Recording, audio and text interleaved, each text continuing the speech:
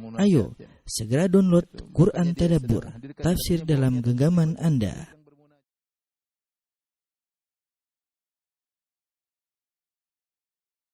Bismillahirrahmanirrahim. Assalamualaikum warahmatullahi wabarakatuh. Alhamdulillahi ala ihsanih wa syukru lahu ala taufiqihi wa amtinanih. Wa asyhadu an la ilaha illallah wahdahu la syarika lahu ta'ziman li sya'ni. Wa asyhadu anna Muhammadan abduhu wa rasuluhu ila ridwani. Allahumma salli alaihi wa ala alihi wa ashabi wa ikhwani. Para ikhwan akhwat, bapak-bapak dan ibu-ibu, jamaah Masjid Al-Ikhlas Dukuh Bima ya, yang dirahmati oleh Allah Subhanahu wa taala. Kita melanjutkan bahasan kita, pelajaran kita tentang tafsir surat Al-Maidah, dan kita sekarang masuk pada ayat yang ke-46 dan seterusnya insyaallah taala. Saya bacakan ayatnya, wa qaffayna ala atharihim bi Isa bin Maryam. Dan kami iringkan jejak mereka, yaitu nabi-nabi Bani Israel, dengan Nabi Isa putra Maryam. Musaddiqan lima baina yadayhi minat Taurat, yang di mana Nabi Isa membenarkan apa yang ada sebelumnya, yaitu dari kitab Taurat. Ya. Wa atainahul Injil, dan kami telah memberikan kepadanya kitab Injil. Fihi hudaw wa nur, dalam Injil tersebut ada petunjuk dan ada cahaya. Wa musaddiqan lima baina yadayhi minat Taurat, dan kitab Injil tersebut membenarkan kitab yang sebelumnya, yaitu Taurat. Wa hudan, dan ada petunjuk. Wa mau'izatan lil muttaqin, dan sebagai pelajaran untuk orang-orang yang bertakwa. Perhatikan di sini ya. Kata Allah Subhanahu wa taala, wa qaffayna ala atharihim. Kami iringkan pada mengikuti setelah nabi-nabi Israel, yaitu kami iringkan Nabi Isa alaihissalam bin Maryam setelah ya nabi-nabi Bani Israel.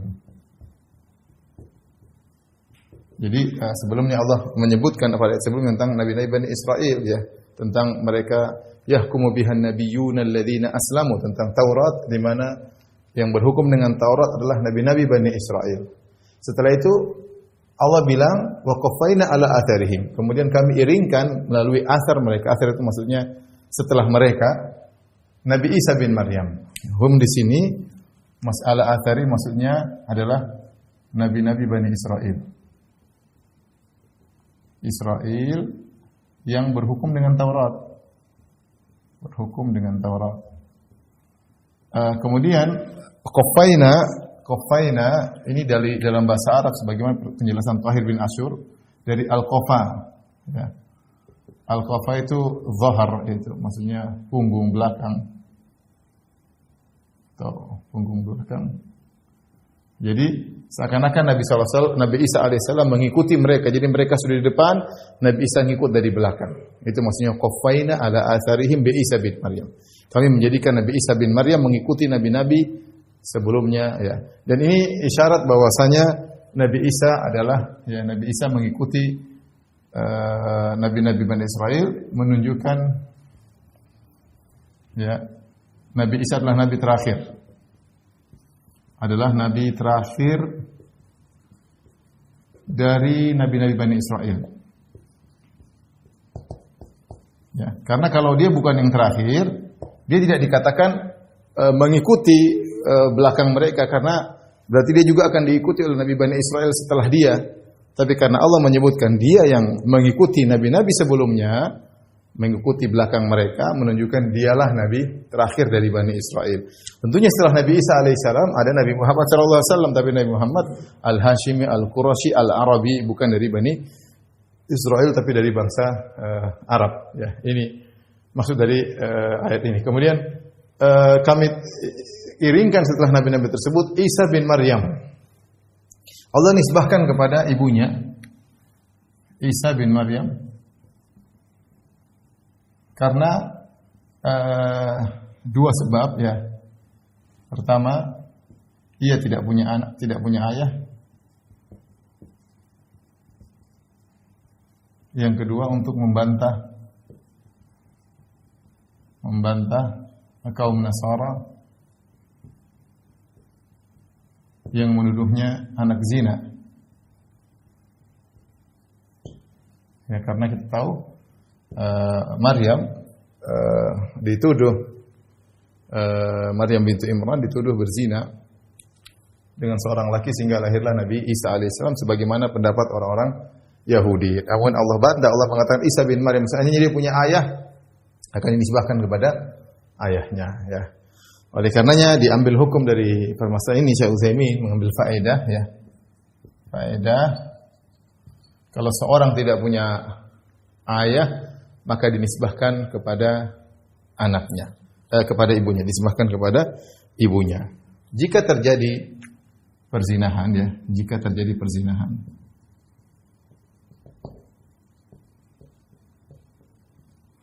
lalu lahir seorang anak, maka ada dua kondisi. Ada dua kondisi. Yang pertama, jika wanita yang dizinai atau yang berzina ternyata punya firas, itu punya suami. Ya, seorang laki-laki punya istri tersebut berzina dengan laki-laki lain, akhirnya mengandung dan punya anak.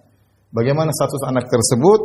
Anak tersebut dinisbahkan kepada sang suami, bukan kepada bapak zinanya. Maka dalam masalah ini anak dinisbahkan kepada bapak atau kepada suami wanita tersebut, kepada suami tersebut, bukan kepada bapak zinanya, bapak biologis.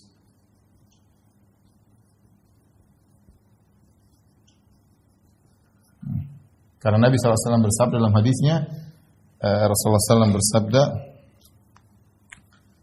al-walad lil firash, ya, walil akhir al-hajar. Ini hadis yang masyhur, kata Nabi SAW, anak disandarkan kepada suami perempuan tersebut. Adapun bagi lelaki pezina dia cuma dapat batu, artinya tidak dapat apa-apa. Dan ini pernah terjadi kasus di zaman Nabi SAW. Ya, tetap Nabi menghukum perempuan itu kalau punya anak dan dia punya suami, maka tetap dinisbahkan kepada suami meskipun mukanya beda. Ini hukum Islam seperti ini. Yang jadi permasalahan bagaimana kalau wanita tersebut tidak punya suami?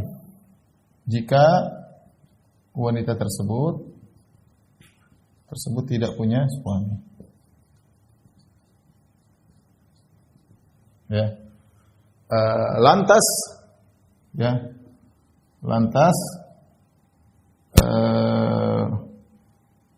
lelaki pezina atau bapak biologisnya mengaku itu adalah anaknya.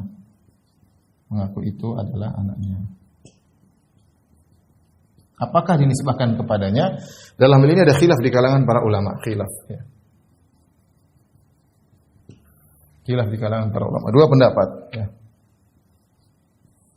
Pendapat pertama, pendapat sebagian salaf, pendapat Hasan al-Basri, kemudian pendapat Hasan al-Basri, Muhammad bin Yasar, kemudian Sulaiman bin Yasar, kemudian Muhammad bin Sirin, dan diikuti oleh Ibnu Taimiyah rahimahullahu taala dan dipilih oleh Syekh Utsaimin rahimahullahu taala.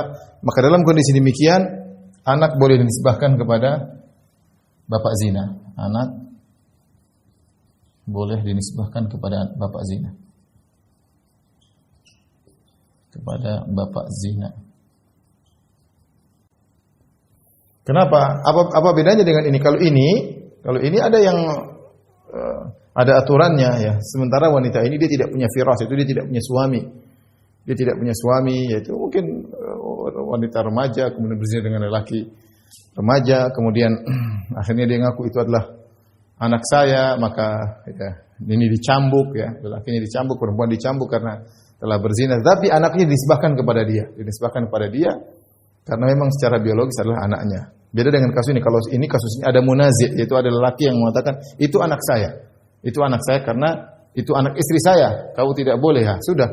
Dalam kasus yang pertama, ada suaminya dan suaminya mengaku itu anak saya, maka dihukum kepada anaknya. Kasus ini bisa berubah.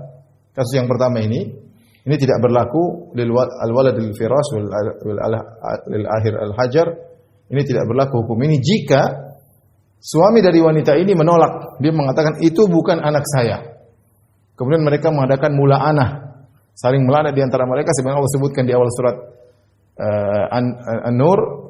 Kemudian akhirnya dipisahkan. Ketika dipisahkan, meskipun anak tersebut lahir ketika sang istri masih menjadi status istrinya, tapi sang suami mengatakan ini bukan anak saya. Ketika dia menuduh ini bukan anak dia, maka ini anak zina, terjadi mula'anah. Akhirnya anak tersebut tidak dinisbahkan kepada sang suami karena terjadi mula'anah. Tapi kalau tidak terjadi mula'anah, tidak saling melaknat, kemudian sang istri tetap bersama sang suami, sementara anak itu adalah hasil zina, tetap anak itu dinisbahkan kepada suaminya. Anak itu dinisbahkan kepada suaminya. Ini ada hukum syariat seperti itu. Kecuali tadi kalau dia tolak ini bukan anak saya, maka harus diceraikan dan anak tersebut tidak dinisbahkan kepada siapa-siapa. Adapun kalau suami seorang wanita tidak punya suami, maka dua pendapat. Pendapat pertama mengatakan boleh dinisbahkan kepada bapak zinanya. Pendapat jumhur ulama yang kedua, jumhur mayoritas tetap tidak boleh. Boleh dinisbahkan kepada bapak zinanya. Bapak zinanya, tetapi dinisbahkan kepada ibunya.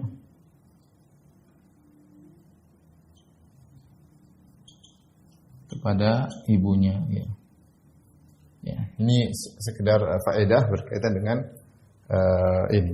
Jadi kalau ada khilaf di kalangan para ulama dalam hal ini, intinya jumhur ulama berpendapat jika ada anak zina, maka tidak boleh dinisbahkan kepada bapak biologisnya, ya. Dinisbahkan kepada ibunya. Kalau seandainya ibunya tidak punya suami, dinisbahkan kepada ibunya, ya. Tapi kalau ibunya punya suami, ibunya ternyata berzina dengan laki-laki lain, dinisbahkan kepada suami ibunya.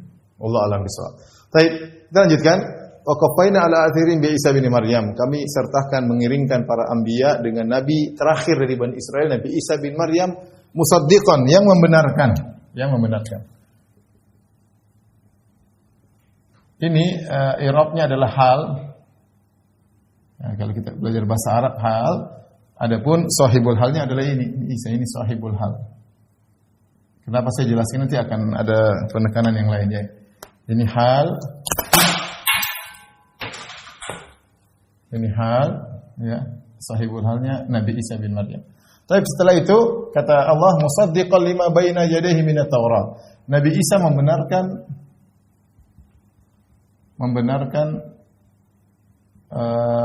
kitab Taurat yang sebelumnya, Taurat yang turun sebelumnya,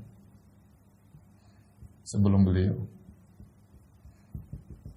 Baik. Setelah itu Allah berfirman, wa atainahul Injil. Kami berikan kepada dia Injil. Ya. Kami berikan kepada Nabi Isa, ini Isa adalah kitab Injil. Yang kitab Injil dalamnya ada petunjuk dan cahaya. Petunjuk dan cahaya. Kemudian musaddiqan, yang membenarkan.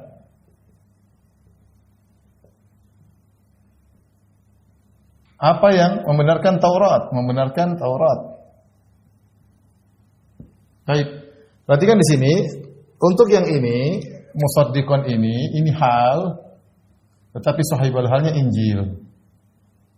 Sahibul hal. Sahibul halnya adalah Injil, bukan Nabi Isa. Jadi hal kembali kepada sahibul hal. Yaitu maksudnya kitab Injil membenarkan Taurat. Kalau ini sebelumnya Nabi Isa membenarkan Taurat.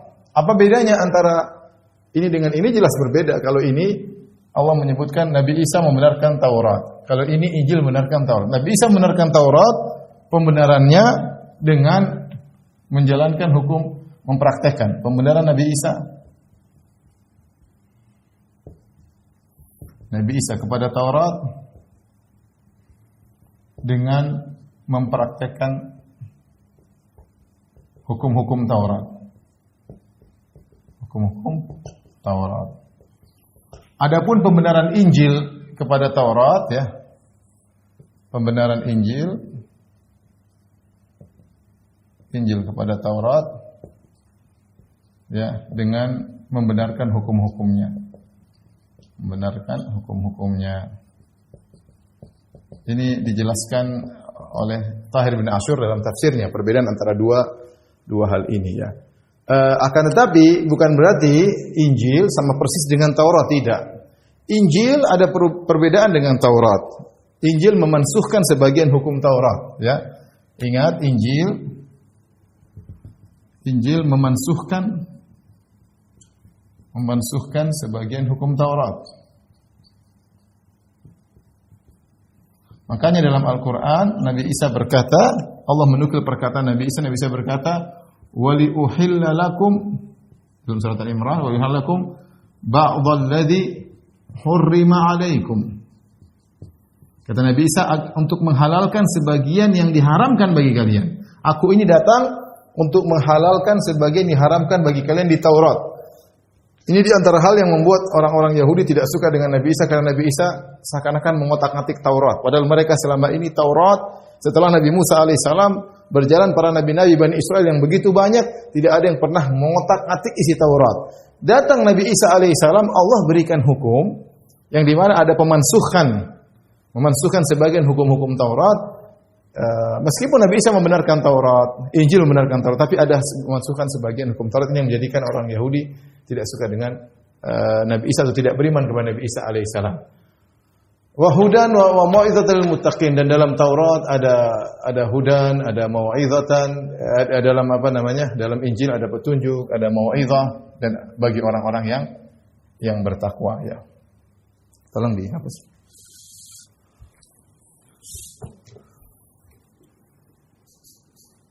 Setelah itu Allah berfirman, "Waliyahkum ahlul injili bima anzalallahu fih." Kata Allah berfirman, maka hendaknya ahlul Injil, yaitu orang-orang Nasara, berhukum bima anzalallahu fih, dengan hukum Allah yang ada dalam Injil tersebut. Wa man lam yahkum bima anzalallahu fa ulaika humul fasiqun. Barang siapa yang tidak berhukum dengan apa yang Allah turunkan, ya, maka dia termasuk orang-orang yang fasik. Jadi ini berlaku pada setiap hukum. Yang tidak berhukum dengan Taurat di zaman Yahudi, maka dia termasuk orang fasik. Yang tidak berhukum dengan Injil di zaman Nabi Isa, maka dia termasuk orang-orang yang fasik. Adapun firman Allah, "Wal yahkum ahlul injili bima anzalallahu fi," hendaknya ahlul Injil itu kaum Nasara berhukum dengan hukum yang ada dalam Injil. Apa maksudnya? Apakah Injil masih benar sekarang? Ya, saya jelaskan sini. Allah Subhanahu wa taala berfirman, "Wal yahkum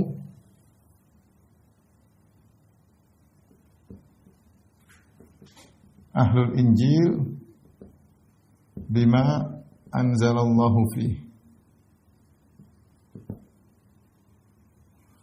Perhatikan, hendaknya ahlul Injil, hendaknya Nasara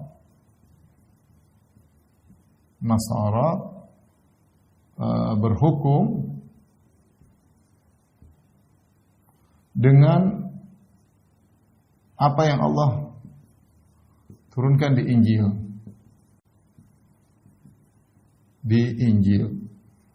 Baik. Apakah maksudnya Allah mengakui Injil sekarang? Apakah ini jadi pertanyaan? Apakah Injil masih benar? Masih benar? Sehingga kaum Nasara disuruh berhukum dengan Injil? Jawabannya ayat ini jawabannya ayat ini berkaitan dengan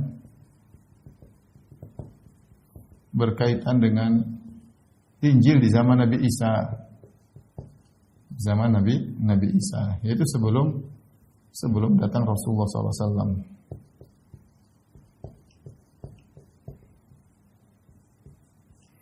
Adapun setelah datang Nabi SAW, maka seluruhnya mansuh, baik Taurat maupun Injil, maka kembali kepada hukum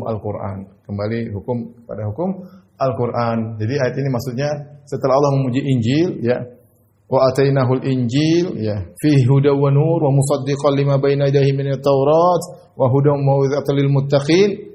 Kemudian Allah berkata, wal yahkum ahlul Injil, yaitu seakan-akan Allah berkata, kami turunkan Injil kepada Nabi Isa, wahai kaum Nasara, maka hendaknya kaum Nasara berhukum dengan Injil. Allah bercerita tentang masa lalu. Di zaman mereka harusnya berhukum dengan Injil. Tapi ternyata mereka tidak berhukum dengan Injil. Di antaranya mereka tidak beriman kepada Nabi Muhammad SAW. Ternyata mereka tidak berhukum dengan Injil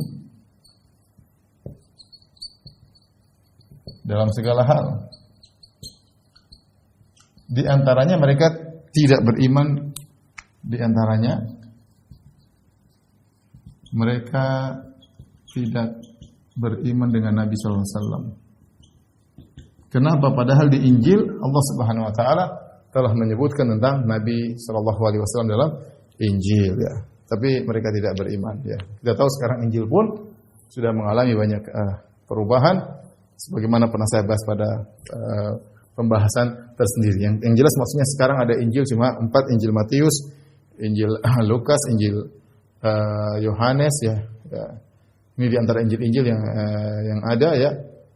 Tetapi Injil-Injil tersebut bukan Injil Nabi Isa alaihissalam. Bukan Injil Nabi Isa alaihissalam. Dan di sana ada Injil-Injil yang lain yang tidak diterima oleh Injil mungkin lebih dari 10 ya, tidak diterima oleh pihak gereja. Di antaranya Injil Barnabas, Injil yang lainnya. Mereka hanya menerima Injil tersebut, Injil Lukas, Injil Yohanes, Injil Matius, yaitu Injil Lukas yang mereka terima yang sekarang ada dalam Bible. Itu pun butuh pembahasan yang banyak ya. Tapi intinya Injil Isa alaihissalam tidak ada sekarang di depan mata kita, tidak ada dan tidak ada di hadapan mereka. Tidak ada Injil Isa yang Allah turunkan kepada Nabi Isa alaihissalam, tidak ada. Yang ada adalah orang-orang ini, Matius, Lukas, Yohanes dan Markus. Mereka menulis tentang Nabi Isa.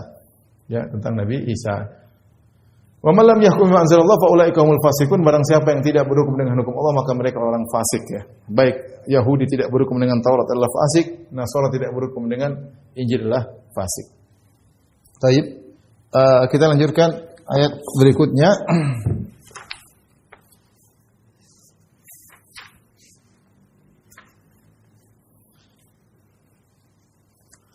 Allah Subhanahu wa taala berfirman, "Wa anzalna ilaikal kitaba bil haqq." Kata Allah Subhanahu wa taala, dan kami turunkan kepadamu Al-Qur'an dengan membawa kebenaran. Musaddiqan lima baina yadayhi minal kitab. Yang di mana Al-Qur'an membenarkan kitab-kitab sebelumnya, baik Taurat maupun Injil, bahwasanya benar kitab-kitab tersebut benar pernah diturunkan oleh Allah kepada nabi-nabi sebelumnya. Suhuf Ibrahim, ya, suhuf lembaran-lembaran yang Allah berikan kepada Nabi Ibrahim. Tetapi Al-Qur'an musaddiqan lima baina yadayhi minal kitab. Al-Qur'an membenarkan kitab-kitab sebelumnya tapi muhaiminan alaih wa muhaiminan alaih. Wa muhaiminan alaih maksudnya Al-Qur'an adalah memansuhkan kitab-kitab sebelumnya. Fahkum bainahum bima anzalallah, maka hukumlah engkau wahai Muhammad di antara mereka dengan apa yang Allah turunkan kepadamu. Wala tattabi ahwa'ahum amma ja'aka minal haq. Jangan kau ikuti hawa nafsu mereka sehingga kau terpalingkan dari apa yang kebenaran yang telah datang kepadamu. Likullin ja'alna minkum syir'atan wa minhaja. Ya, masing-masing kami telah menjadikan bagi masing-masing umat syariat dan jalan, ya. Walau syaa Allahu la ja'alakum ummatan wahidah. Kalau Allah berkehendak, Allah akan menjadikan kalian umat yang satu. Walakin liyabluwakum fima atakum. Tapi Allah menguji kalian dengan apa yang Allah berikan kepada kalian. Fastabiqul khairat, maka berlomba-lombalah untuk melakukan kebajikan. Ilallahi marji'ukum jami'an. Sungguhnya kepada Allah tempat kembali kalian seluruhnya. Fayunabbi'ukum bima kuntum fihi takhtalifun. Maka Allah akan mengabarkan kepada kalian tentang apa yang kalian perselisihkan selama di dunia. Baik, kita masuk pada ayat ke-48 kata Allah, "Wa anzalna ilaikal kitaba bil haqq." Kami turunkan Al-Qur'an kepada engkau. Jadi setelah Allah menyebutkan tentang kitab-kitab sebelumnya, Allah puji kitab-kitab sebelumnya, Taurat, ada Hudan, ada Nur. Allah puji juga Injil. Allah mengatakan Hudan wa Nur, ada petunjuk, ada mau'izah, ya. Allah puji kitab-kitab sebelumnya. Setelah itu Allah puji Al-Qur'an. Allah puji Al-Qur'an. Wa anzalna ilaikal kitaba bil haqq. Kami turunkan kepada engkau Al-Qur'an dengan kebenaran. Fungsi Al-Qur'an tersebut musaddiqan lima baina yadayhi minal kitab wa muhaiminan alaih. Ya. Perhatikan sini. Fungsi Alkitab, kata Allah Subhanahu wa taala, musaddiqan lima baina yadaihi minal kitab wa muhaiminan alaihi. Ini dua fungsi Al-Quran. Fungsi Al-Quran ada dua. Ini. Yang pertama adalah musaddiqan, membenarkan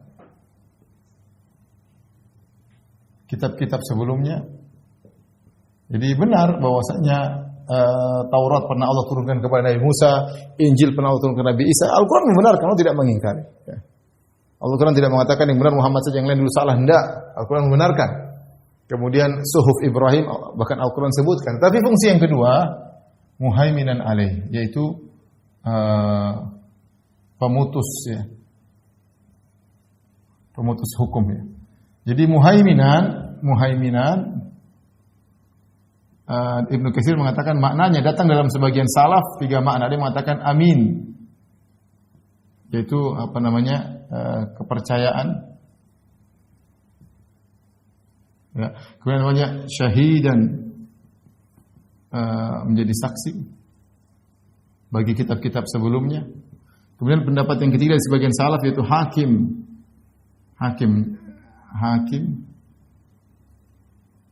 menjadi hakim bagi kitab-kitab sebelumnya, kepercayaan bagi kitab-kitab sebelumnya. Yang ini semua maknanya mirip-mirip, kata Ibnu Katsir rahimahullahu taala. Intinya Al-Qur'an itu, ya, sebagai penentu, muhaimin sebagai penentu, ya, dan memansuhkan kitab-kitab sebelumnya. Oleh karenanya Al-Quran kalau kita lihat cukup lengkap, lebih lengkap daripada Taurat, lebih lengkap daripada Injil. Ya. Al-Quran 6.200 ayat lengkap, dengan apalagi dengan tafsirnya dari hadis-hadis Nabi SAW. Sehingga kita sekarang tidak perlu lagi kepada kitab-kitab sebelumnya, tidak perlu kepada Taurat, tidak perlu kepada Injil. Ya. Al-Quran sudah cukup. Makanya ketika Umar bin Khattab membaca lembaran-lembaran dari kitab-kitab sebelumnya, maka Rasulullah tegur, amutahawwikuna anta ya ibn al-Khattab, kau ragu bimbang wahai Ibnu Khattab. Nabi tidak suka, ya. Kata Nabi, "Lau kana Musa hayyan ma wasi al-ittiba'i." Kalau Nabi Musa masih hidup, dia pasti akan ikut aku. Jadi intinya Al-Qur'an sudah cukup, tidak perlu kepada kitab-kitab sebelumnya, ya. Kemudian kata Allah Subhanahu wa taala, "Fahkum bainahum bima anzalallah." Setelah itu Allah berfirman, "Fahkum bainahum bima anzalallah wa la tattabi' ahwa'ahum amma ja'aka minal haqq. Likullin ja'alna minkum syir'atan wa minhaja." Kata Allah, berhukumlah di antara mereka dengan apa yang Allah turunkan. Berhukumlah, ya, di antara mereka, di antara orang Yahudi. Mereka maksudnya orang-orang Yahudi, Bani Israel, dengan apa yang Allah turunkan. Allah turunkan. Kemudian kata Allah Subhanahu wa taala, "Wala tattabi' ahwa'ahum amma ja'aka minal haqq." Jangan kau ikuti hawa nafsu mereka. Ya, nafsu-nafsu mereka, sehingga engkau meninggalkan hak yang ada padamu. Hak yang ada padamu. Maksudnya apa, ikhwan? Maksudnya orang-orang Yahudi dahulu, mereka datang kepada Nabi minta dihukum.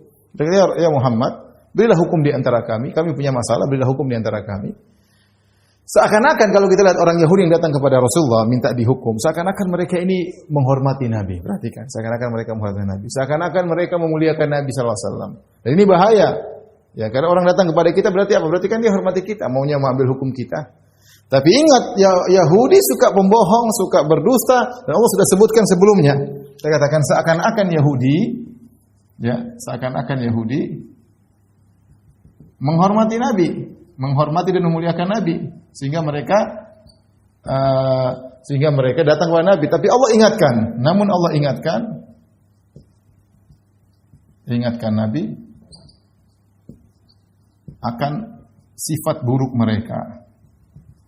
bahwasanya mereka itu punya hawa nafsu. Mereka akan datang, mereka pandai ngomong. Mereka akan ngomong-ngomong pada Nabi dengan kata-kata yang baik. Khawatir jangan sampai Nabi meninggalkan al-haq. Jangan sampai Nabi meninggalkan al-haq. Nabi harus tetap tegar menggunakan al-haq dalam menghukumi mereka, meskipun mereka orang Yahudi. Oleh karenanya kalau ada orang Yahudi datang kepada Nabi SAW ingin berhukum, maka tetap pakai hukum Al-Quran. Tidak boleh pakai Taurat, tidak boleh pakai Injil. Meskipun mereka mengatakan, ya Muhammad kita ingin berhukum dengan Taurat, tapi kau yang menentukan. Tidak boleh, kata Allah, fahkum bainahum bima anzalallah. Harus dengan Al-Quran. Ini semakin menguatkan bahwasanya ketika Al-Quran datang, Taurat dan Injil tidak berlaku lagi dalam syariat Islam. Tidak berlaku lagi, dan Nabi tetap menghukumi orang Yahudi dengan Al-Quran. Ya.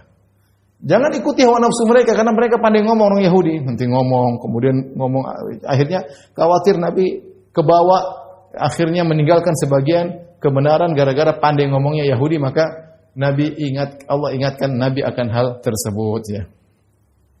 Kemudian kata Allah Subhanahu wa taala, "Likullin ja'alna minkum syir'atan wa minhaja."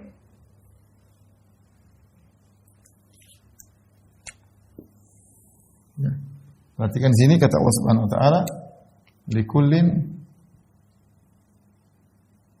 ja'alna minkum syir'atan wa minhaja. Walau syaa Allah la ja'alakum ummatan wahidatan walakin liyabluwakum fima atakum." Ya.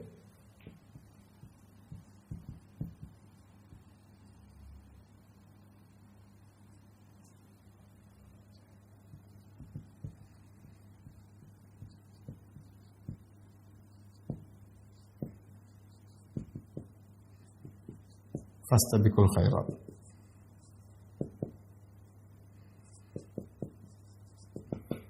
Perhatikan di sini Allah mengatakan, kami jadikan bagi masing-masing umat kami jadikan ya syariat dan jalan. Jadi masing-masing punya spesial ya. Para anbiya mereka berbeda-beda syariatnya. Makanya dalam satu hadis kata Nabi sallallahu alaihi wasallam, "Nahnu ma'syarul anbiya abna'u allat atau ikhwatun li allat. Abuna wahid, ummahatuna syatta." Kami kata para nabi, kata Nabi sallallahu alaihi wasallam, kami para nabi, kami adalah saudara-saudara seibu. Bapak kami satu ibu kami berbeda-beda. Kata para ulama, seluruh ahli hadis dalam tafsir mereka mengatakan, dalam buku-buku penjelasan hadis mereka mengatakan maksudnya seluruh nabi berdakwah tentang tauhid. Meskipun syariatnya berbeda-beda. Ya, syariatnya berbeda-beda. Makanya antara nabi satu dengan nabi yang lain bisa jadi berubah syariatnya. Mungkin nabi sebelumnya haram, nabi sekarang halal. Bisa jadi rasul sebelumnya halal, rasul sekarang haram. Contohnya Nabi Musa alaihissalam sebelumnya ada sebagian yang haram, di zaman Nabi Isa dihalalkan. Ya, jadi berbeda-beda masing-masing syariat dan jalannya. Ya, ya berbeda-beda, tapi mereka semua bersatu dalam tauhid. Ya. Makanya setelah itu Allah mengatakan, "Walau sya'allahu la ja'alakum ummatan wahidah." Kalau Allah berkehendak, Allah jadikan kalian umat yang satu. Kalau Allah mau, Allah menjadikan kalian umat satu, yaitu syariatnya satu. Walakin liyabluwakum fima atakum. Tapi ya, saya catat aja biar enggak lupa. Kalau Allah berkehendak, Allah mau, Allah jadikan kalian umat yang satu. Kata Ibnu Katsir maksudnya apa? Maksudnya satu syariat. Sudah enggak ada namanya Yahudi, enggak ada Nasara, semuanya satu syariat. Nabinya satu, semuanya satu. Tapi Allah tidak. Allah sengaja membeda-bedakan. Walakin liyabluwakum fima atakum. Akan tetapi Allah menguji kalian pada syariat kalian. Masing-masing ada ujiannya. Orang-orang Yahudi mereka diuji dengan Taurat mereka. Orang Yahudi diuji dengan Taurat mereka. Orang-orang Nasara diuji dengan Injil mereka karena ada hukum-hukum yang harus mereka jalankan. Orang Islam kita diuji dengan Al-Qur'an. Liyabluwakum fima atakum. Allah ingin menguji apa yang Allah berikan kepada kita. Kita diberi nikmat, Al-Qur'an nikmat, tapi ada ujian di dalamnya. Yang harus kita pelajari, yang harus kita kerjakan, ada yang harus kita tinggalkan. Sama umat-umat terdahulu juga, Yahudi, Bani Israel diuji dengan Taurat, kaum Nasrani diuji dengan Injil. Maka setelah itu Allah berkata, "Fastabiqul khairat." Berlomba-lombalah dalam kebajikan. ya, dalam kebajikan. Ya. Berlomba-lomba dalam kebajikan. Kata Allah Subhanahu wa taala, ya, ila Allahi marji'ukum jami'an fayunabbi'ukum bima kuntum fihi takhtalifun. Kenapa? Karena kalian akan kembali kepada Allah. Ila Allahi marji'ukum jami'an, tempat kalian kembali semuanya kepada Allah. Fayunabbi'ukum bima kuntum fihi takhtalifun, maka Allah akan kabarkan kepada kalian tentang apa yang kalian perselisihkan, ya. Karena kalian semua akan kembali kepada Allah. Dan Allah akan mengabarkan kepada kalian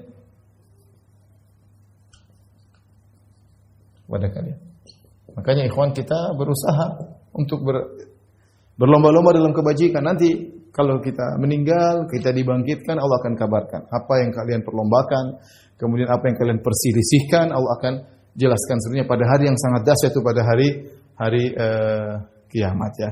Jadi ini maksud dari ayat tersebut, masing-masing nabi punya syariat tersendiri, tetapi mereka semua bersatu padu dalam masalah tauhid, ya. Memang Allah berkehendak demikian, Allah tidak menjadikan seluruh umat manusia dalam satu nabi, tapi syariatnya berbeda-beda, nabinya berbeda-beda, ya. Untuk apa? Karena masing-masing ada ujiannya tersendiri. Karenanya kalian berlomba-lomba dalam kebajikan. Tolong dihapus.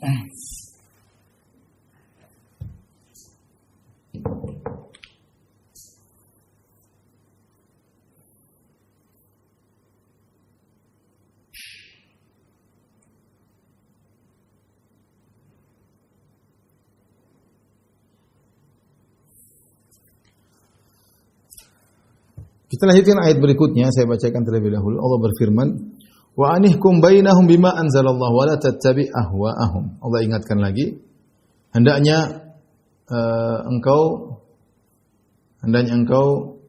berhukum di antara mereka wahai Rasulullah bima anzalallah, dengan hukum Allah. Jangan berhukum dengan Taurat, jangan berhukum dengan Injil. Wa la tattabi' ahwa'ahum. Allah ulangi lagi, jangan kau ikuti hawa nafsu mereka. Ini menunjukkan Allah mendatangkan ahwa dengan jamak. Mereka punya hawa nafsu masih pandai ngomong, mungkin ngomong begini, ngomong begitu. Banyak yang mereka bisa omongkan untuk merayu Nabi sallallahu alaihi wasallam. Maka Allah mengatakan, "La tattabi' ahwa'ahum." Jangan kau ikuti hawa nafsu mereka. Wahdharhum, waspadalah. An yaftinuka an ba'dhi ma anzalallahu ilaik. Berhati-hatilah kepada mereka supaya mereka tidak memalingkan kamu dari sebagian apa yang telah Allah turunkan kepadamu. Ini keinginan, kata Syekh Utsaimin rahimahullah, cita-citanya orang Yahudi apa? An yaftinuk, untuk beri fitnah kepada engkau. Ini ayat Allah berbicara tentang Nabi sallallahu alaihi wasallam. Kita tahu Nabi tidak akan mengikuti hawa nafsu mereka. Tapi kenapa Allah sebutkan hal ini? Sebagai peringatan kepada kita. Karena bahayanya orang-orang Yahudi. Nabi saja Allah ingatkan, wala tattabi' ahwa'ahum, padahal Nabi tidak bakalan ikut mereka, tapi Allah ingatkan, jangan kau ikuti hawa nafsu mereka. Hawa nafsu mereka banyak, mereka pandai ngomong. Ide-ide mereka banyak. Wahai Rasulullah, jangan ikuti mereka. Padahal Nabi tidak akan ikuti, tapi Allah tetap sebutkan sebagai peringatan kepada umatnya, jangan ikuti. Bahkan Allah tekankan, wahdharhum, hati-hatilah, waspadalah.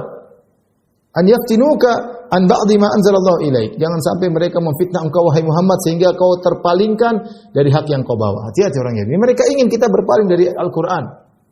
Ya, mereka ingin kita berpaling dari Al-Qur'an. Meskipun mereka orang Yahudi tahu kita di atas kebenaran, ya ikhwan. Mereka tahu betul tentang Rasulullah SAW. Mereka enggak mau Nabi dari orang Arab. Mereka enggak mau. Ya, Allah mengatakan ya'rifunahu kama ya'rifuna abna'ahum. Mereka kenal betul Muhammad sebagaimana mereka mengenal anak-anak mereka. Kita yakin Allah bilang itu, Allah enggak bohong. Mereka kenal betul. Karena termaktub dalam Taurat, mereka kenal betul. Apalagi rabi-rabi mereka ngerti. Ya, Allah katakan ghairil maghdubi alaihim.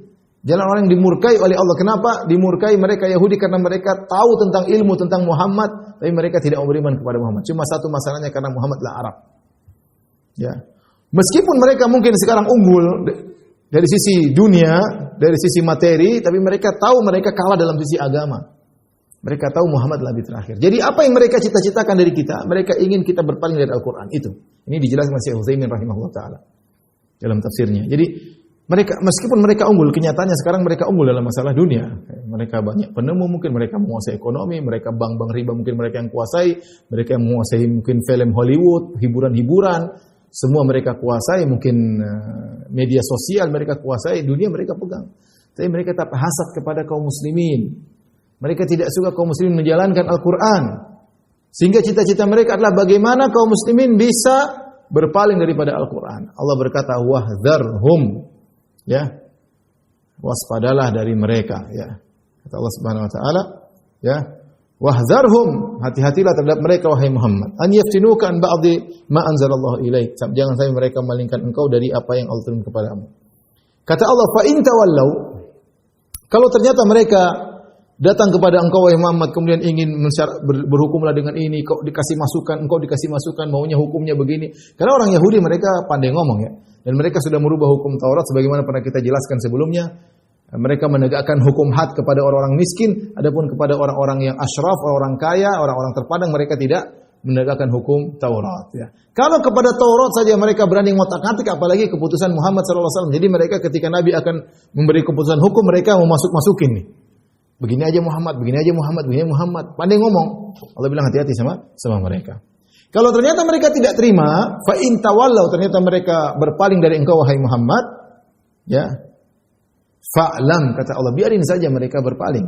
Annama yuridullahu an yusibahum bi ba'dhi dzunubihim.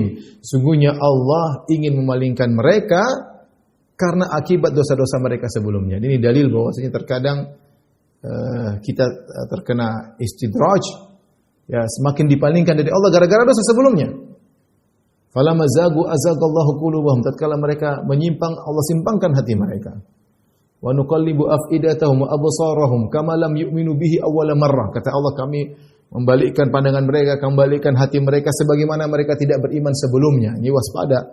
Kita kalau melakukan suatu kemaksiatan segera istighfar. Karena dosa-dosa kita ini bisa mendatangkan dosa-dosa yang lain. Ya, dosa-dosa yang lain, dosa memanggil saudari-saudarinya agar berkumpul, hati-hati. Allah sebutkan dalam banyak ayat bahwa terjadi keburukan gara-gara dosa sebelumnya. Bagaimana solusinya? Solusinya kalau kita berdosa segera istighfar. Segera istighfar. Seperti ayat ini kata Allah, fa in tawallau, jika mereka berpaling. Fa'lam, ketahuilah annama yuridullahu an yusibahum bi ba'dhi dzunubihim. Sesungguhnya Allah ingin menimpakan kepada mereka musibah akibat sebagian dosa-dosa mereka. Bukan seluruh dosa mereka, tapi sebagian dosa mereka buat mereka terkena musibah. Apa musibahnya di sini? Musibah dalam urusan agama. Berpaling dari kebenaran. Harus kita sadari, namanya musibah bukan cuma musibah jasmani, ya, tetapi musibah yang paling bahaya, musibah berkaitan dengan agama. Seperti berpalingnya orang Yahudi dari Nabi sallallahu alaihi wasallam, tidak beriman kepada Nabi, tidak menerima keputusan Nabi. Ini berpaling dari agama. Waliyadzubillah. Kata Allah, wa inna katsiran minan nasi lafasiqun, dan kebanyakan manusia fasik, kebanyakan atau banyak dari manusia fasik, keluar daripada aturan Allah Subhanahu wa taala. Setelah Allah berfirman, apa hukmal jahiliyati yabghun? Apakah mereka kaum Yahudi ingin mencari hukum jahiliyah? Kata para ulama, semua hukum selain hukum Allah adalah hukum jahiliyah. Kenapa disebut dengan hukum jahiliyah? Disamakan orang jahiliyah, orang musyrikin. Padahal Yahudi bukan jahiliyah. Yahudi mereka memiliki Alkitab, memiliki Taurat, mereka berilmu. Tapi Allah samakan hukum yang ingin mereka tolak hukumnya Muhammad. Mereka ingin punya hukum sendiri. Allah mengatakan, apa hukmal jahiliyati yabghun? Apakah mereka berharap hukum jahiliyah? Disamakan dengan hukum jahiliyah orang jahiliyah di zaman kaum musyrikin Arab. Kenapa? Karena hukum selain hukum Allah dibangun di atas kejahilan. Kalau ada jelas hukum Allah, jangan kita berpaling. Famadza ba'dal haqqi illa dhalal. Tidak ada lagi setelah kebenaran kecuali kebatilan, kesesatan. Ya. Kalau jelas hukum Allah begini hukumnya, tidak boleh kita berpaling. Tidak boleh kita sengaja mencari hukum yang lain. Kalau kita mencari hukum yang lain berarti hukum jahiliyah. Jadi ini sangat berbahaya tatkala kita berhukum dengan hukum jahiliyah. Ya. Kata Allah, "Man ahsanu minallahi hukman liqaumi yuqinun." Dan siapakah yang lebih baik hukumnya bagi orang-orang yang beriman. Benar, hukum Allah terbaik, hukum Allah yang terbaik. Ya. Karena hukum manusia orang ributkan sekarang, diperdebatkan, orang tidak terima, nanti hukum baru lagi, ribut lagi, nanti sudah berjalan diganti lagi. Ya, seperti itu hukum-hukum manusia. Hukum-hukum manusia, maka seorang berusaha kalau menciptakan suatu hukum, berusaha mendekatkan kepada hukum Allah Subhanahu. Kalau tidak ada nas, perkara-perkara ijtihadiyah, maka berusaha dekatkan kepada hukum Allah Subhanahu wa taala. Kalau nasnya datang hukumnya begini, maka tidak boleh kita langgar sama sekali. Lihatlah sekarang kondisi-kondisi negara-negara di dunia ini. Tidak ada yang benar-benar ingin menegakkan hukum Islam kecuali ya yang kita tahu yaitu kerajaan Arab Saudi yang berusaha menjalankan tentu dengan kekurangan yang ada ya. Tetapi yang lainnya bahkan negara-negara Islam ya, kaum muslimin mereka menjauh dari hukum Allah Subhanahu wa taala dan mereka memilih hukum jahiliyah. Ya. Kita hanya bisa berdoa semoga Allah mengembalikan ya, kebaikan kepada mereka agar mereka bisa kembali memperjuangkan hukum Allah Subhanahu wa taala, hukum yang terindah, yang terbaik. Wa man ahsanu minallahi hukman. Hukum siapa yang lebih baik daripada hukum Allah? Adakah yang lebih baik hukumnya daripada hukum Tuhan? Sementara sebagian orang mencibir hukum Allah. Sebagian orang menghina hukum-hukum Allah. Sebagian orang tidak pede dengan hukum Allah. Tuhan yang menciptakan kalian lebih tahu tentang kemaslahatan kalian. Tapi demikianlah, karena dunia, karena cinta dengan jabatan, dan karena hal-hal yang lainnya, hukum Allah mereka campakkan. Wa man ahsanu minallahi hukman, dan siapa yang lebih indah hukumnya, yang terbaik hukumnya, kecuali hukum Allah, bagi orang yang yuqinun, bagi orang yang beriman. Wallahu ta'ala alam bisawab. Dengan ini saja yang saya sampaikan. Wabillahi taufiq wal hidayah. Assalamualaikum warahmatullahi wabarakatuh.